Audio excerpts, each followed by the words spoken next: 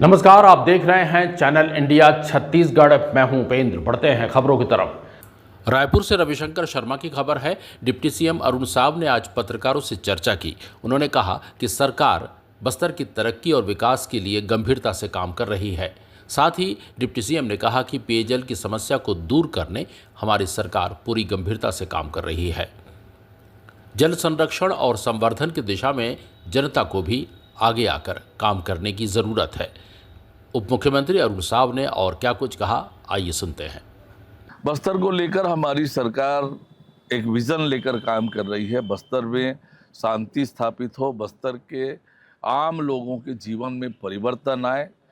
बस्तर की जो धरती है, इतनी खूबसूरत धरती है, इतना खूबसूरत जंगल है, इतने अच्छे लोग वहाँ के हैं, उनके जीवन में खुशहाली आए, तरक्की आए, वो आगे बढ़ें और दुनिया में ऐसा अद्भुत जंगल वन और कहीं नहीं मिलेगा जैसा बस्तर में है।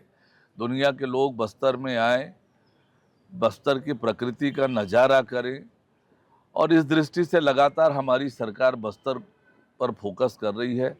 हमारे देश के गृह मंत्री जी का बार बार आना हो रहा है बस्तर।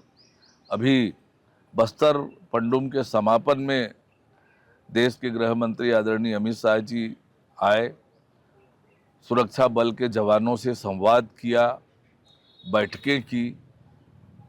तो माननीय मुख्यमंत्री जी की भी चिंता वही है। बस्तर को लेकर हमारी सरकार बहुत मजबूती और गंभीरता से काम कर रही है। सरकार लगातार लोगों को पेयजल के लिए, निस्तारी के लिए समस्या ना हो पानी की, इसको लेकर सरकार गंभीरता से काम कर रही है। लोक स्वास्थ्य यांत्रिकी विभाग भी पूरी ताकत से गाँव में पेयजल की व्यवस्था सुनिश्चित करने की दिशा में काम कर रही है। जल संसाधन विभाग भी लगातार इस दिशा में काम कर रही है। नगरीय निकायों को भी इस दिशा में निर्देशित किया है।